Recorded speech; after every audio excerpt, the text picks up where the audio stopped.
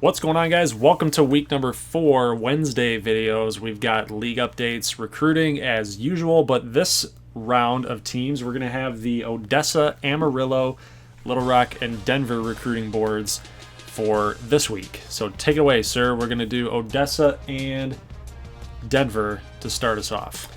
All right, I'll try to make it fairly brief. Odessa is still here in second place for Vince Hunter. Definitely looking for playing time. That is a big factor with why Odessa's popular with him. I think we're gonna make a move there. I'm definitely looking to get him in. Nate Galveston, seriously considering Odessa State. Let's look at what he's looking for. We got proximity to home, tradition, and facilities, plus pipeline. So I'm liking where he's at. Travis Jackson, we're trailing Navy. I still can't get over why a wide receiver, a 4-star caliber wide receiver, wants to play for Navy. I have no clue. I have no idea. I mean, he's a little bit on the bigger side at 220. Maybe his dad was in the Navy and he wants to follow in his footsteps. It could be. David Murphy out of New York, New York. I was looking at the Big 12. I still can't get over why he loves us, but that's cool. Aaron Griffith, 4-star athlete, Odessa is looking at him. Quan Alexander, Odessa in the lead. Another quarterback here. He's a 71. Definitely playing time might be hard to come by for him, but he's got 82 speed. So I like that. Paul Williams, safety, number 1. Man, Odessa's killing it. From Keith Jackson. From the last few weeks when you and I were looking at this stuff off camera, yeah, they weren't doing that hot. Now they're absolutely killing it right now. No, they're not. Keith Jackson, everybody. Oh, yeah. Do it again. Yeah. Do it again. You're too busy talking over me. It's okay. Come on. Look him up, kids, if you don't know who Keith Jackson is.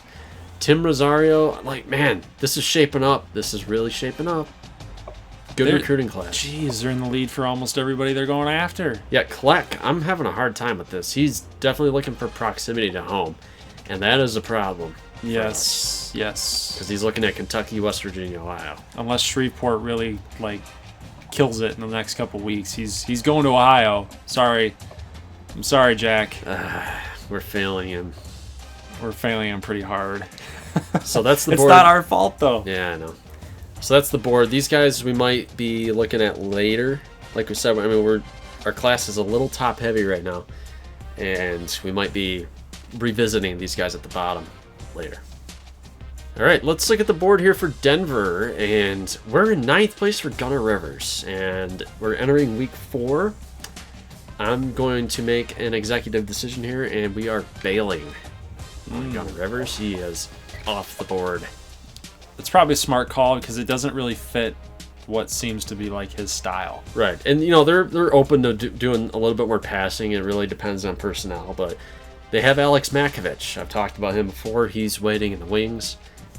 They're going to be just fine. So we got a few more points to spend here. I'll just go up and down the board and use those a little bit. We got Wade White still on the board. Kellen Edwards. Hey, we beat Wisconsin. Yeah, what the heck? Come to Denver. Nate Hall at linebacker. Big catch there. Apollo Warren. We're trailing in 5th. We're still going pretty hard there. I like this guy too. Atari Barclay. It's a good name too. Definitely looking to stick around there. Corey White. We need a few more points there. Looks like you're going to nab Anthony Parker. Yeah, I think so too. So we're going to lay off a little bit. Take our foot off the gas pedal a little bit. Williams, that's good. Quincy Booth, we're a little far behind there. Dawson, okay. Doing this live, folks. We're doing it live. Do it live. Troy Love, Mike Stevens, Lorenz Stanford. I don't know. You might Philip McDaniel out of you can pull off a Lorenz Stanford. The Ardmore Thunderwolves aren't going to go after him at all. Wink, wink. Ooh. All right, that's the board for Denver. Like you said, got to give up on Gunnar Rivers. I think that's a lost cause. We'll spend those points elsewhere. All right, guys, so let's check out the Amarillo Armadillos recruiting board here. We're still going to be in the running here for Gunnar Rivers. We want to get this guy either at Little Rock or Amarillo. I'll even take him at Ardmore, even though we got John Hicks waiting in the wings. Mark Whitaker, big-time defensive tackle, number 2 in the country. He's leaning towards Alabama, or number 5. I'm not giving up yet.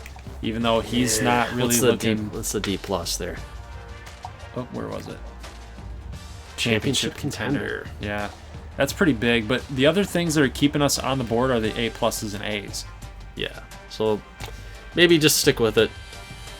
But we got to be realistic. Yes, we do. That loss to Iowa State, I think, hurt our. That's what might have hurt our ranking a little bit. Even if we can't get Whitaker, Eugene Brown is one of our top guys on this list, number 2 defensive end, and then we're in the lead for the number 4 defensive end. So could you imagine, guys, getting both of these guys, Taylor and Brown? That's going to be big time for the Amarillo defense. Nate Galveston is kind of like the fallback option here for a lot of teams. He was looking at Odessa, he's looking at the Skeeters, looking at us. You know, he's top on those boards, and all these teams here need a quarterback. Yep. That's pretty funny because wherever Rivers is, Galveston is being recruited also. So that's kind of interesting to look at. Apollo Warren, I'm going to make an executive decision here and lay off of Apollo Warren. Even if you can't get a guy like this, a linebacker, he's a coverage guy, he's not so much a blitzer, but you're not going to need Apollo Warren if you've got 2 of these guys coming in, for sure. So I'm going to give up on Apollo Warren. I think he's toast. You're off the island. Exactly. Aaron Griffin just put some more points on him. Scholarship. Yes, he does. Get there. Quan. Yeah, we need some big play, guys. Let's just boom him up there with a 700. You know, and sadly, like, we kind of want to make all of our teams better, and when we're recruiting head-to-head with each other, you know, it's a little bit of a zero-sum game. Right. Like, you're kind of just... Ultimately, somebody's going to be wasting points. Right. So, Oh, we need to get Rayford Vincent off of here, too. He's way behind. He's going to Penn State, man. There's nothing you can do about that. Some of these other cheaper-looking guys, like Jeff Jones, Michael Gray, 2 tight ends right there. We probably don't need 2 tight ends. Take him if you can get him. Number 46, number 54. I'm going to lower my rating here just to get some more points. I'm not going to spend any more on Michael Gray. Some athletes there, guard. We need to get... Where's Mendoza at? We're in 3rd place for Mendoza. And is it how about Henry? Where's Mendoza? He's down there. You're just on. And you got Ezekiel Henry. We're in 4th. I don't know, man. What are you going to do? Probably focus on wide receiver. Okay. Yeah. Henry... Probably take a few points off of somebody and get Henry in. But there's Monet. Maybe Gamble Cole is kind of a lost cause. No. You can't do that. You can't do that. We're the closest. Amarillo is the closest on Gamble Cole. He is our only. Look at this bonus for Quan. Plus 310. So even if we lowered him, he gets 765 per week. We've got some points now to spend on Mendoza. And then we've got points to put onto Henry, but we need to offer him a scholarship here. Get some scholarship money. All right, that's the board for Amarillo. All right, so here we go. Last team for recruiting boards. We've got the Little Rock Battlehawks, only 555 points away from Texas. We're close. And they remain our best hope to nab Gunnar Rivers. Got to do it. Got to come through, Little Rock. Little Rock or bust right now, man. Here's Matt Bush, 320 points with a 250 bonus, 1,900 points away. Yikes. It's looking dire. Nate Galveston, you know, we're not putting a whole lot of stock in him because it looks like Gunnar Rivers might be in play. You want to quit on Galveston? No.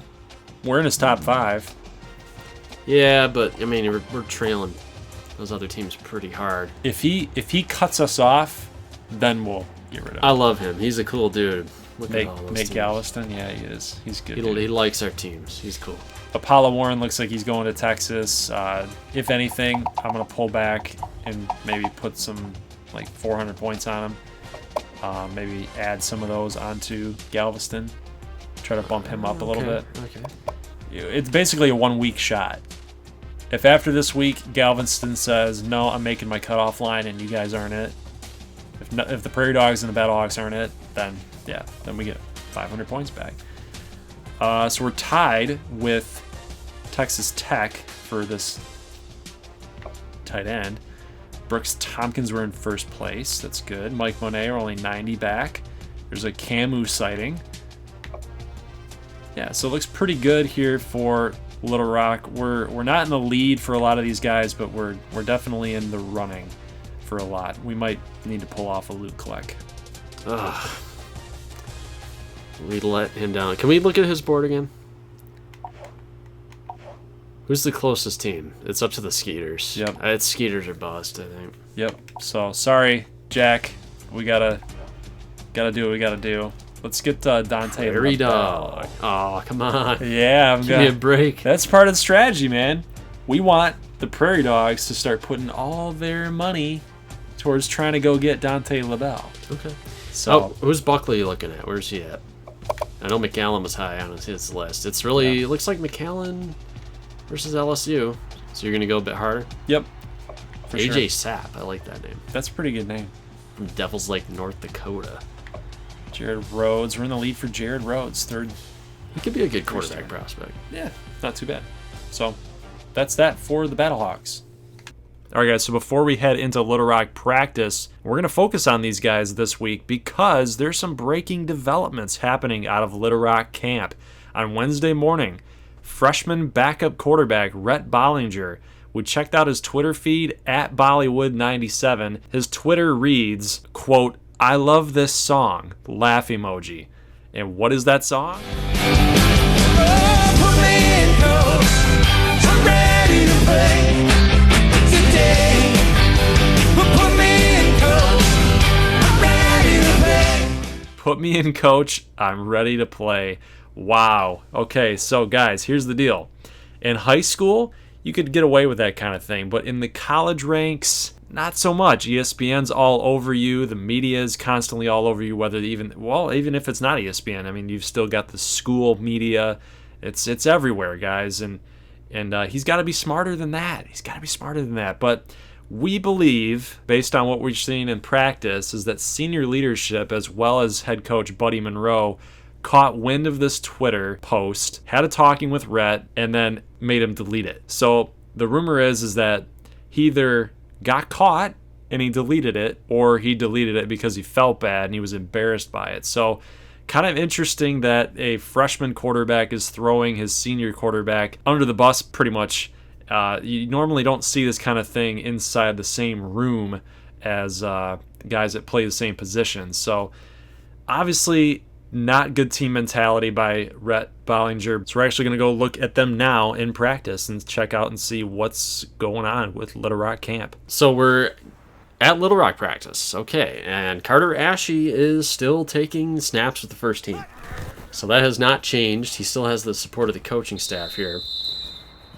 A lot of check downs type of plays here. Yeah, still very conservative. Yeah, I mean, you've got Profit, and then you can't.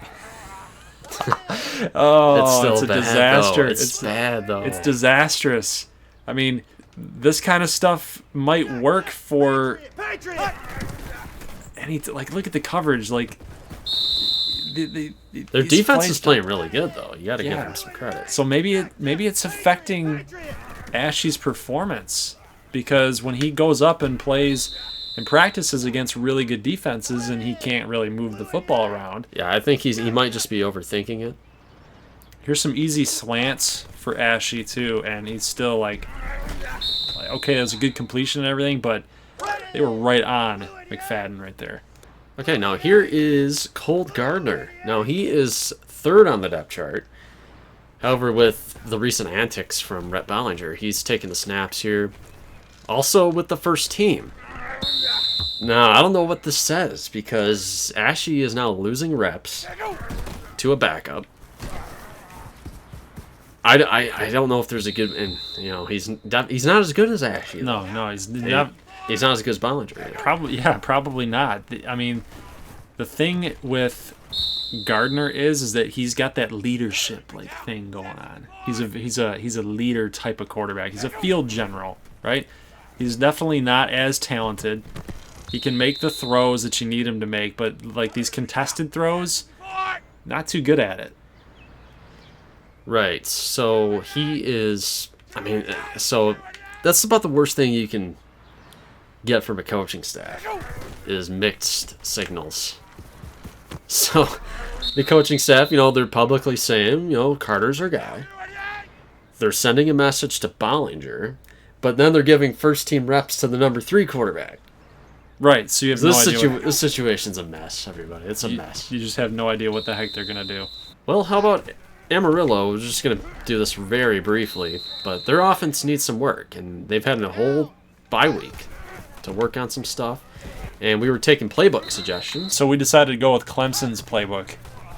Okay, that came... Oh, swatted. That came by virtue of Alex? Yes. Last name. Let's just say Alex V. Yeah, I'm not going to try to... Oh, we got a fumble. Man, so this must be what the problem is with Amarillo. They're just making bonehead plays. Yeah. We had the swat and now the fumble. I mean, let's just see what happens here with this play. Hey, good catch by Goolsby. Goolsby, I mean, that's a risky throw by Springer, but yeah, they got some playmakers. I'm excited to see how they're going to look. They got a matchup with New Mexico, and then they play Texas Tech. So like we said, they've had a whole week to work with kind of a newer or a different offensive scheme. Maybe it'll pay dividends. Well, you shall see. All right, let's check in here with the top 25. We had some movement, a little bit of movement. Ohio State moves into the number 1 slot. As you can see, there's some chaos up here. A lot of number 1 votes going to some different teams. Kind of weird, a little bit. We had one number 1 vote for Washington. Yeah. That's weird. It is, I agree. But Alabama loses to Texas A&M.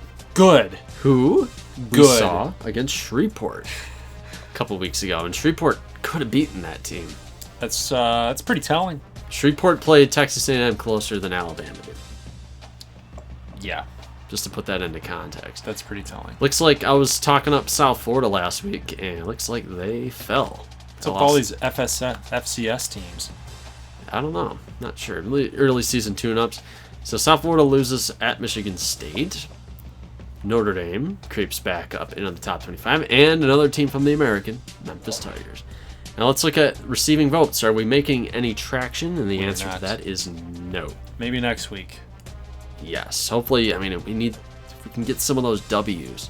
See, Washington State, Mississippi State are playing Big 12 teams next week, so maybe we can make a couple moves. All right, let's go ahead and check out the Week 3 Players of the Week.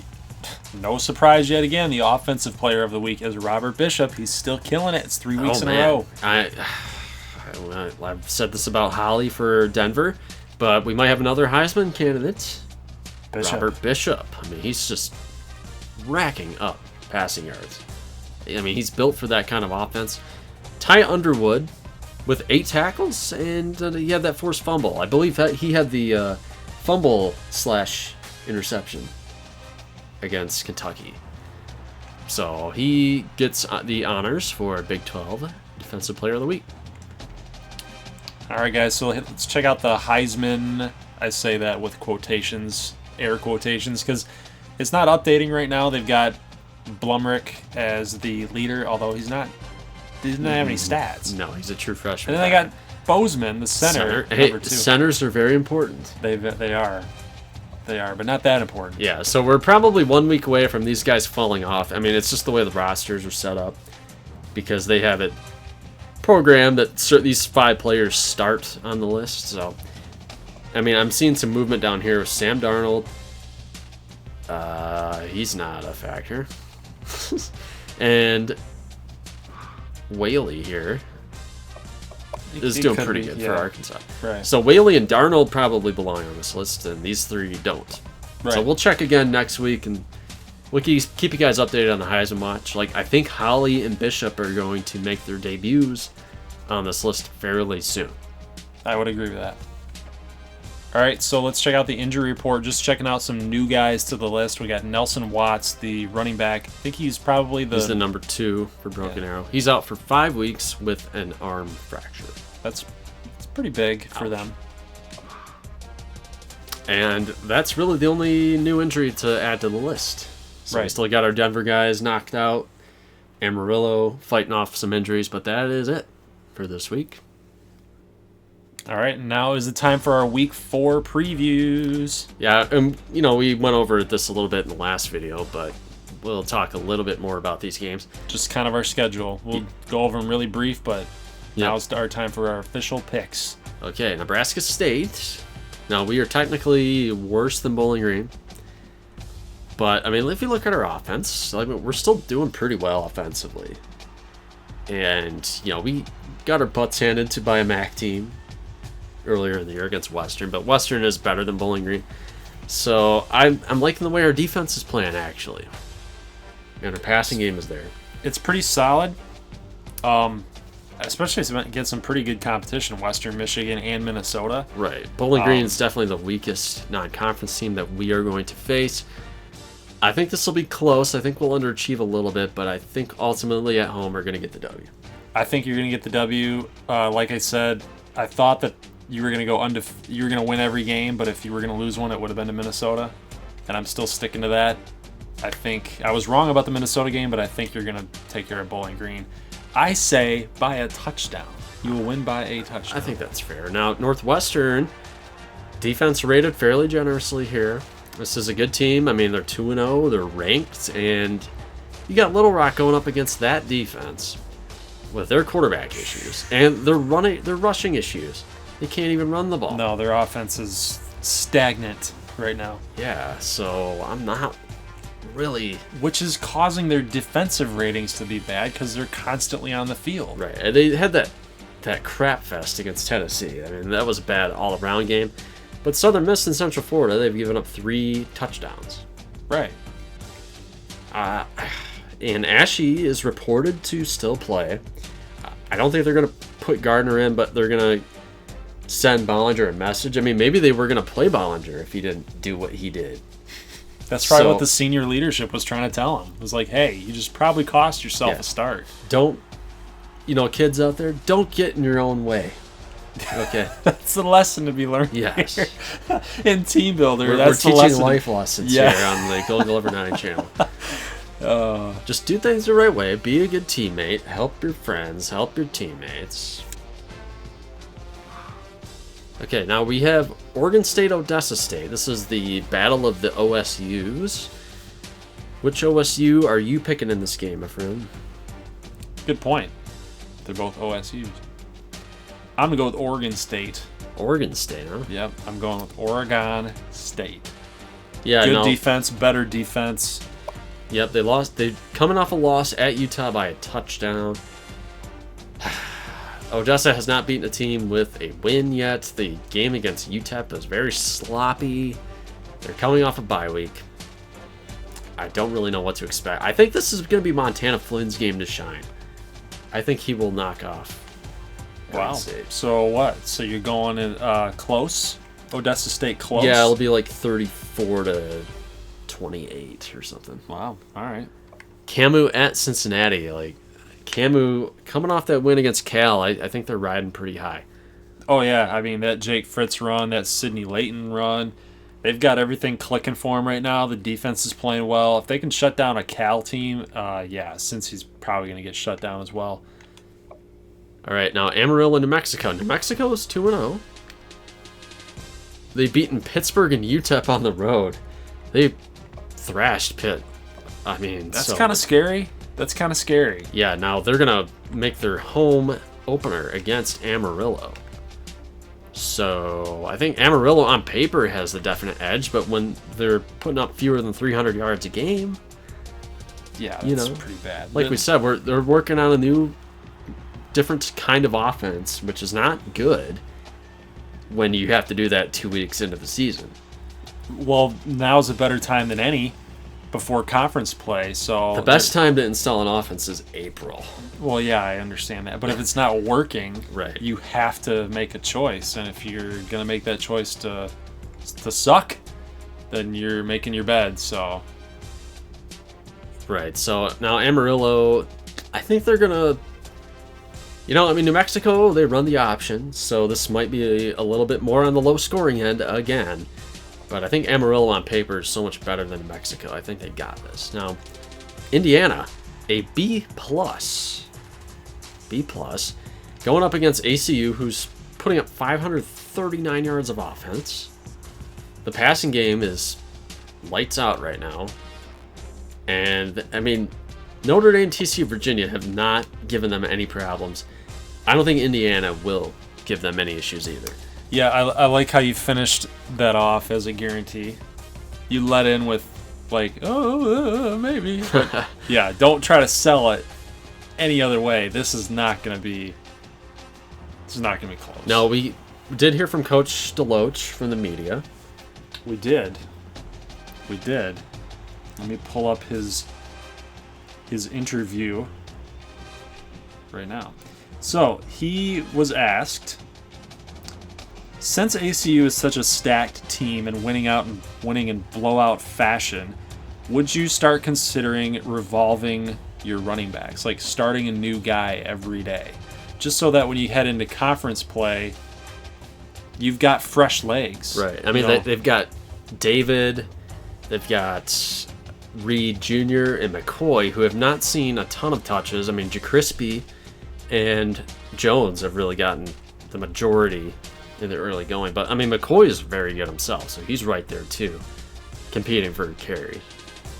Right, and his answer was having more than one option is a luxury that we're able to have people to rotate. It's the next man up type of mentality, and a healthy competition is always a good thing. So it was kind of a non-guarantee answer. Right. He was basically playing the political thing and saying, yeah, we have guys that we can rotate. Having healthy guys is a good thing.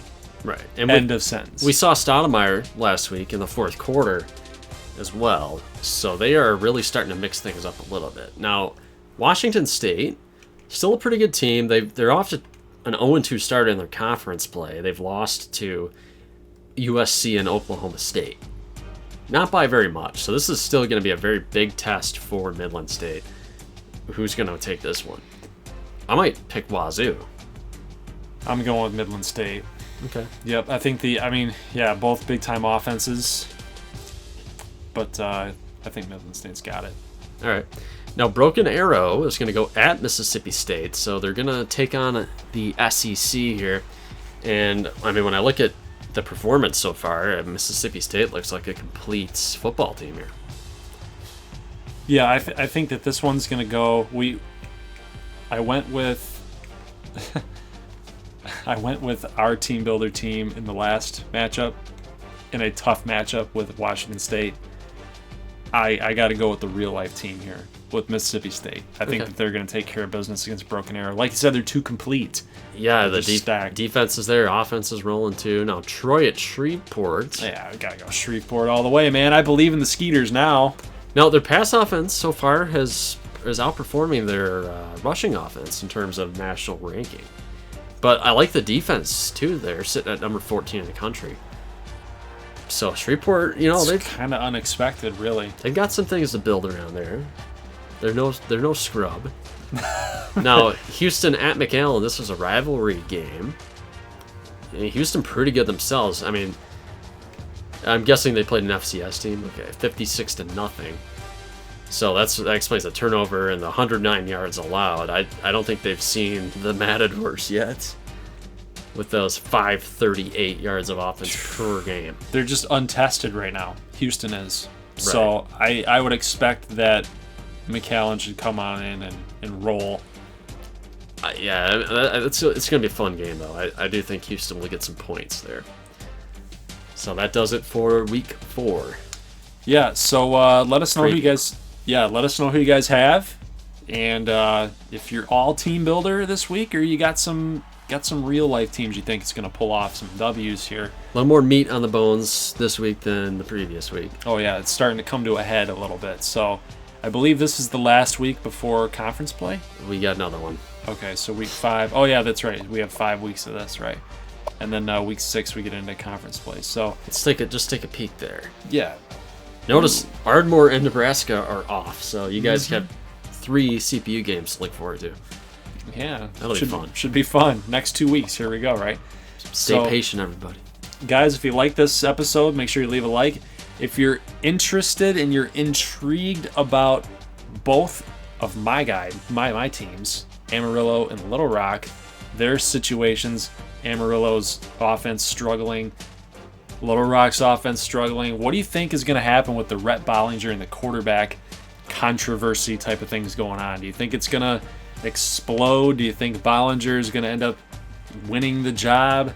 I think Ashley's going to end up losing the job. Let us know. Yeah, now if Bollinger gets in the game and they win, oh, you got to keep him in. That whole situation's just going to get swept under the rug. Exactly. Right. It'll never even happen. Right.